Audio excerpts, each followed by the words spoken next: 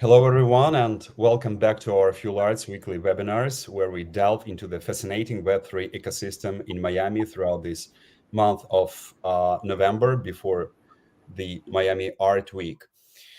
Uh, my name is Dennis. I'm the co-founder and CEO at Fuel Arts, investment platform that is tailored for creative tech.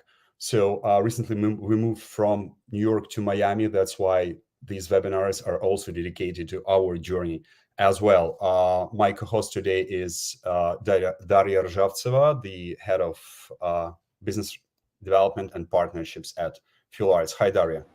Hi, everyone.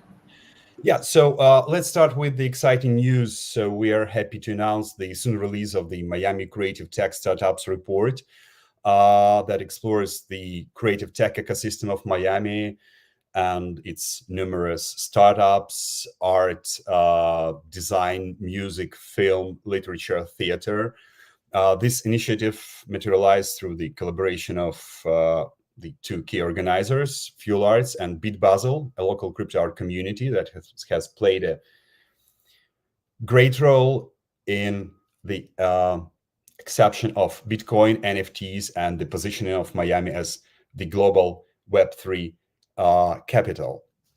So the purpose of this report is to highlight the diverse creative tech ecosystem in Miami and the programs that contribute to their establishment and growth, including educational, venture, and partnership initiatives. As I mentioned, the startups span various sectors as art, design, fashion, music, literature, theater, media, and cinema. And you'll also find a lot of useful case studies there.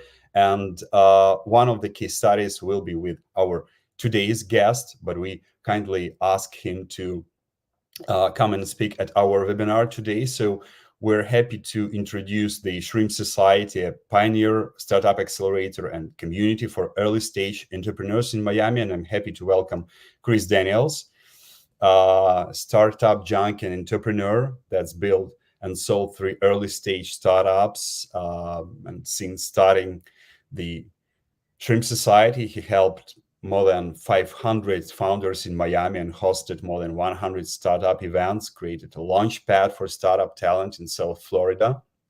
Also, Chris hosted the largest incubator in Florida, the Build in Miami startup program, in partnership with the city of Miami in 2023, this year. Hi, Chris. Hey, Dennis. Hey, Daria. Thank you so much for having me. Yes, thank you. Thank you so much for letting us accepted by the Miami creative startup ecosystem. So we are thrilled what you are doing at the Shrimp Society and the Building Miami startup program. So let's start with our questions towards you. So a general one, over the last decade, which positive changes have you observed in the development of the Miami educational ecosystem? Because acceleration means education and then only VC activity. So educational ecosystem, both in general and specifically in the context of creative tech. Yeah, definitely. So I moved to Miami 10 years ago, originally from Chicago. And at that time, I was already kind of involved in startups and entrepreneurship and the tech scene. And at that time, that was 2013, 2014. All of kind of the startup talent could fit in one room, one event. Refresh Miami would have these big events. So there was a small community, but it was very tight. There weren't a lot of educational opportunities. There were a couple of main companies, main startups. And over the past 10 years, it's really exploded in terms of, I think, 2 avenues. One is what's going on at the university levels. All the universities, FIU, Miami-Dade College, they all have really dove into the startup and tech ecosystem. I think Miami-Dade College is the first college to offer a whole accredited AI degree. And then also we've seen these grassroots communities pop up that can take that, 2014 community that could all fit in one room and it really started to say, okay, are you into creative technology? Are you an artist? Are you a back-end engineer? Are you a founder? Are you an investor? And these smaller communities and smaller groups have provided great access for more relevant information and education on specific things. And of course, we still have the broader Miami community, and it all kind of cross pollinates, which is great. But I think those two things have been pivotal for people coming here or already here to find their smaller community and excel in what they're trying to do. Thank you, Chris. One small question. We see a door behind you, and to me, it has symbolic meaning because all the startups, they want either to enter the market or to make a successful exit. So, is that door responsible for entering the Shrimp Society or for successful exiting? I guess it could be both. Right now, it's just the door into my office, but yeah, I think maybe even going more symbolically, it's new tech people entering Miami, which we saw the past couple of years. And I think I was just speaking with someone yesterday about this, about how Miami has so much welcoming attitude towards new people versus other tech hubs that I've experienced. And maybe the door is symbolic of that too, the entrance to a Miami tech scene. Thanks, a great reply. Sorry. Yeah, we just started to talk a bit about Shrimp Society, and I just wanted to maybe to talk more about it. So, what inspired the creation of the Shrimp Society, and what mission does it aim to achieve now Yeah, in the future? Yeah. definitely. So I guess starting kind of at the beginning, like I mentioned, I moved here about 10 years ago, and I've always been a founder and entrepreneur. And so at that time, I mentioned there was one kind of main group of people, but I felt like over the course of, the next, I guess, 6 years up until 2020, it was very fragmented, right? The founders that were fundraising and building companies, they were nowhere to be found. You had a lot of people just kind of talking about stuff and not doing anything. Engineers were kind of completely separate, and investors were nowhere on the map of the actual community. And so I had a couple startups in that, and still found this issue of early stage startup founders in Miami. There wasn't a culture of being a tech startup founder. And I had gone to San Francisco and gone to New York and seen the startup founder specifically community there just so tight, working together in coffee shops till 11 p.m., working out of VC offices, sharing resources, sharing logins for certain softwares. I mean, that's how tight it was. And I felt like Miami was really missing that. And then fast forward to 2021, I guess 2020, Miami was really picking up steam, right? So many people were moving here, tech people, founders, startups, investors, all of that. But I really felt like we were missing the core, the kernel of a startup ecosystem, which is the brave entrepreneurs that are going to be two co-founders in a back bedroom or in a tiny WeWork office that are trying to launch their startup. And I felt like Miami was getting a lot of attention and notoriety for these kind of later stage investors, startups moving here. But if we didn't build a community and a culture of the shrimp, the bottom of the totem pole, the early entrepreneurs, then we won't have all these downwind effects, the Series A, the exits, all of that that's going to come downwind. So I started the Shrimp Society as a community to bring together early stage entrepreneurs in Miami. You had to be an active early stage startup founder at the beginning. We grew that community to about 100 early stage active founders in South Florida. It was an awesome community. We did happy hours, we did workshops, we shared resources. We really built this culture of connection between the founders. And then in 2022, we launched a NFT project to really bring together the broader community. So we had all these startup founders that needed marketers, they needed engineers, they needed startup professionals, kind of the supporting cast. It's not just about the founder. And so we launched that broader community and membership to bring in all those startup professionals. And then we did our first accelerator in 2022 with 30 companies, which was great. And then in 2023, we partnered with the city of Miami to launch the Built in Miami Startup Program, which went on to be the biggest incubator in Florida history, which we're really proud of. And kind of our North Star is, and our mission is to be the Y Combinator of Miami, or said a different way, is to be the central hub for early stage entrepreneurs in Miami, meaning community, resources, programming, and eventually funding. Thank you, Chris. You've just walked us through the significant milestones that the Shrimp Society has reached to date, but maybe you want to add something. But the main question is, throughout this way, are there any particular startups that stand out as sources of personal pride for you and the Shrimp Society? Yeah, definitely. So it's been fun because it's almost been, each year has almost been like a like a class in school, right? That original group, we call them the OG shrimps. That was 2021. Now a lot of those companies have gone on, exited, raised capital, built up big teams, thriving, which has been amazing. Some that come to mind from that original group are Axe Labs. They raised a big Series A. They're a VR gaming platform. They just launched on Quest. Out of that, also Seaworthy Collective has been amazing. Even like the Lula guys were at some of those early happy hours and stuff, and obviously they've had tremendous success. So those are some of the standout companies. There's another one called Daba Finance, who's been with the Shrimp Society for a long time. It's kind of think of it like Robinhood for Africa. It's an amazing company. They've raised a ton of money. And then maybe one story that I think encapsulates kind of our whole community model and what we're trying to do here. In 2022, there was a startup founder was launching a company called Pigeon Loans, and they were interviewing at Y Combinator, the most prestigious accelerator, right? And so they had a co-founder. The week of the interview, their co-founder backed out. They said, I don't want to commit to this. This is too much. I'm scared, or I have personal, obligations, whatever it was. And so the founder, Brian Bristol, calls me and he says, I have an interview with, Michael Seibel, the head of Y Combinator, in 4 days, and they won't accept me if I don't find a co-founder. So we just went through every connection we had. We put it out to the community. On day 2, they found a co-founder, an awesome co-founder and entrepreneur, and they were able to get into Y Combinator. They went on to raise from A16Z and some of the best investors. And, that in my mind would not have happened if we didn't have the power of that founder community. And there's been lots of other stories of co-founders matching and good things happening. But that one to me really encapsulates the community coming together to support someone with this mindset of if one person wins, we all win. And I think that's special here in the culture of the Miami tech ecosystem. Thank you for sharing that, Chris. I personally like the fact that you have emphasized not only the work of your accelerator, but the power of community in finding the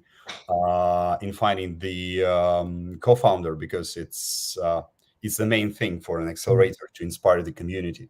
In our opinion, I mean, being an accelerator as well. Definitely. And if I could just expand on that for a second, Dennis, a big part of the strategy or the whole mindset of what we're trying to do is I felt like Miami was a very network driven town, very tit for tat. I get your business card. If you can do something for me tomorrow, great. If not, I'm going to throw it in the trash. And I thought that was really bad. I thought that was not conducive of a startup ecosystem.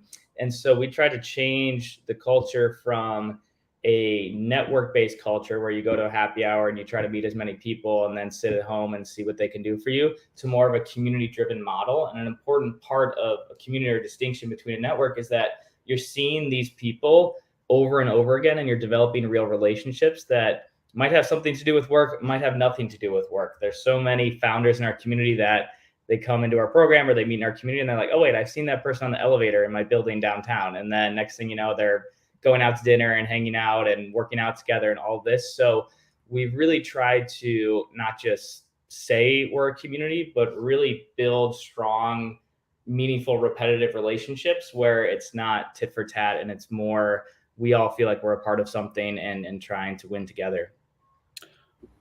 Great. Yeah. We're talking about the community, and I think we can, talk a bit more about graduates also. You tell us a bit already about how the community can support each other, but maybe you can just name something else about how you engage with the graduates community, or do you actively monitor their activities afterwards, and do they often seek advice or support from you? Definitely. Yeah. So we have, at the broadest level, we have our community where it's just anyone who wants to get involved can get involved. And then we have our specific programs that are cohort based. And in both of those instances, past cohort, accelerator participants, as well as community members, we really try to be a highway system for them. So, hey, I went through this program 9 months ago, and now I'm looking for this type of specific software engineer. We go back to our community and say, hey, this person's looking for this, and really try to just be that highway system to connect people. I'm looking for investors that invest in fintech. Okay, great. Talk to Novcop Ventures. We're looking for XYZ. We're looking for legal support. We're looking for this type of vendor. So we really try to just be a highway system for founders and support them even after the programs. And then what we found is that some entrepreneurs, they get more involved in like weekly office hours or monthly office hours, and we really just try to help however we can. And that's been our kind of MO, is just give as much as we can. And that helps bring more people into the program, and it helps really build the brand out there. And it's worked well so far. Thank you, Chris. So let's shift our conversation. Let's focus on creative tech, as soon as our upcoming report is devoted to creative tech ecosystem as part of the global Miami tech ecosystem. So in the realm of creative tech, could you please share your perspective on Miami's strength in that area? Like, which areas such as art, design, fashion, music, film, or others do you believe are well established in Miami, and which ones do you see as having the most untapped potential for growth?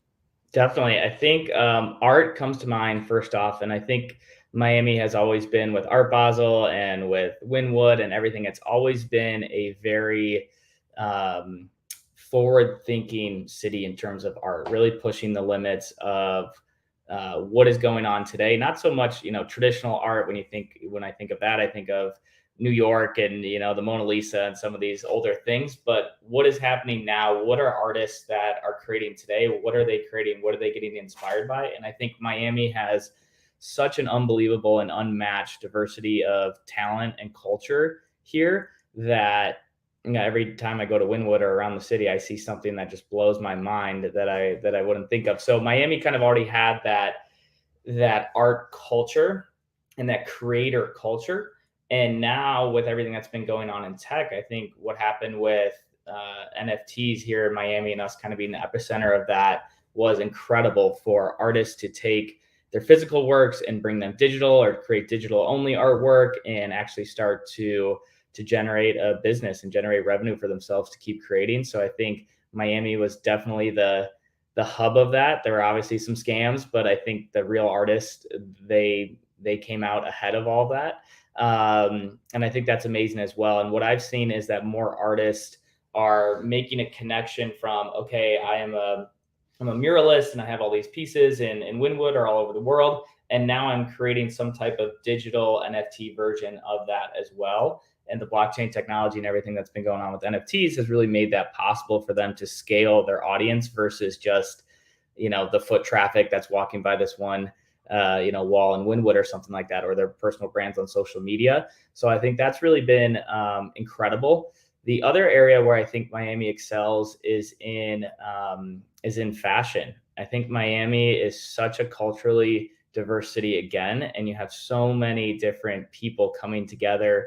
And I've seen a lot of different like fashion and influencer startups being built here in Miami. One that comes to mind is Infleur, founded by 4 Brazilian women. They're awesome, and they were part of kind of that first accelerator, and they've just exploded. I think they just raised a big Series A.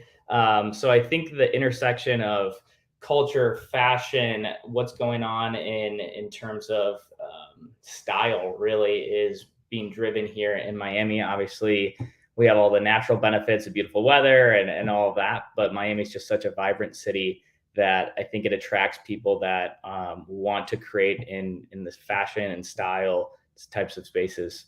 In terms of film and music, I know the music scene's growing a bit. And in terms of film, I haven't seen a ton pop out there. I think that's more dominated by, Los Angeles and places like that. But in terms of art and really style and how that's intersecting with tech and growing, I think Miami is a great hub for that. Really cool. We just, talked about several directions of creative tech, but it's also interesting to understand, why do you believe it's so crucial to, for example, to engage the different communities, for example, especially Web3 community, through a combination of this digital and physical events, activities, or projects?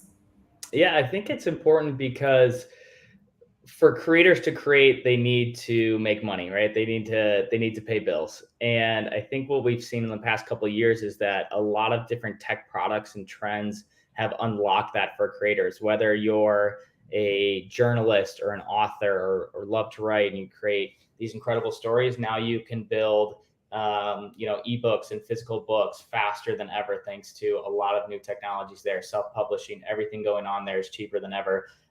If you want to create designs and sell templates on Canva or Dribble or wherever, that is so much easier than it ever was. And there's demand for these things now.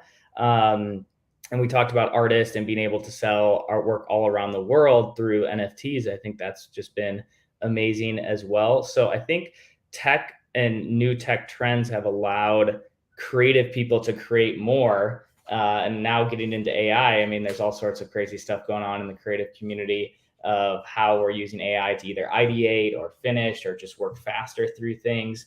And that's been amazing. So I think a lot of creatives that maybe wouldn't be interested in spending thousands and thousands of dollars to spin up their own website or ebook or Substack or whatever it's going to be to build out their brands. Now those tools are so much easier to build a community around you. There's a ton of off-the-shelf things that are very cheap.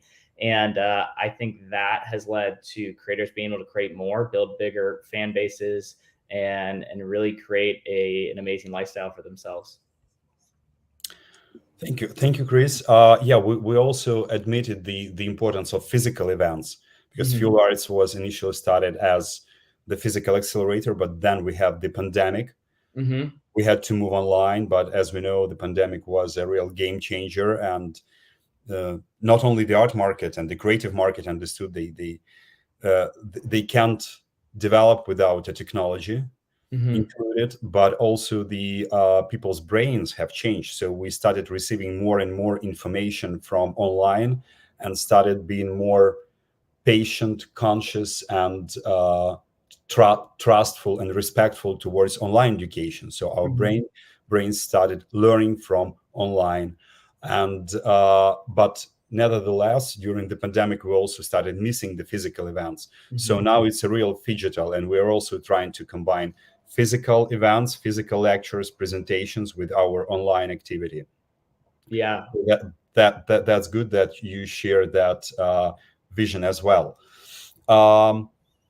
Actually, there are only a couple questions left, and we still have time. So, our pre-last question would have been, how do you see, or how do you foresee the development of Miami's creative tech sector in the coming years? But as soon as 2 questions ago, you combined the reply, like talking about the different areas of art with its perspective. Maybe let's broaden that question to the whole, like, how do you foresee the development of Miami's tech sector in the coming years, including maybe investment attention and all the fascinating areas which are very hot, which are all the rage now, like tech, med tech, and also AI. Definitely. I think in terms of Miami tech story, there's kind of 2 things that need to happen for us to make another step change in our trajectory. And we definitely did during COVID, and having so many people move here, and just investors and founders and startups and everything. I felt like put Miami on the map, which has been great. And now, where do we go from here? I think there's 2 things on kind of either end of the spectrum. One is some of the bigger companies that, have lots of employees, raise lots of money. We need them to exit. And obviously it's not the best kind of market conditions for companies IPOing and exiting. It's been tough economically for later stage startups, definitely, and all startups. But what that will do, let's say a big company like Papa or one of these companies that's homegrown, hundreds of employees here. What that does is it creates a lot of senior level startup talent that hopefully when they exit, they get a nice windfall of capital, but they're still young and they're still hungry and they still want to either build companies or join early stage companies. And you see that a lot in San Francisco and New York. These companies grow, they build, founding team members, 100 employees, couple hundred employees get really nice windfalls of capital, and they're still aggressive. They want to angel invest. They want to build funds. They want to work at other startups, and they have the senior experience to do it, which is something that a lot of early stage entrepreneurs here in Miami are struggling to find.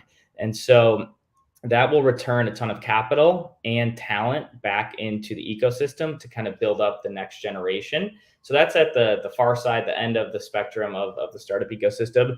And then at the early stage, I think we need more early stage, specifically first check writing angel investors and pre-seed funds. There's a lot of angel investors here. A lot of them don't have tech experience because Miami had a different economy in the past, kind of generations. And so a lot of those investors, while they have capital, they're not as aggressive as the angel investors in terms of writing first checks, taking chances, and really fitting where an angel investor should fit or a pre-seed fund should fit as a first check writer in an ecosystem. I think right now what we have in Miami is a lot of great seed funds, a lot of angel groups, but they're not quite writing first checks. They want to see, $500, $1 million in revenue before they're doing that. And in my mind, that's more of a seed stage company, not an angel or a pre-seed. And so I think we have this funding gap right now. And my hope is that when some of these bigger companies that are homegrown exit, that will have more aggressive angel investors, or if we can attract that, I think that would be great as well. So on either side of the spectrum, I think once those two things happen or start to happen, we'll see an acceleration and step change in the ecosystem again. Thank you so much. Chris. I think it will be our last question, quite common, but very important because there are lots of founders and future founders who are watching our webinars.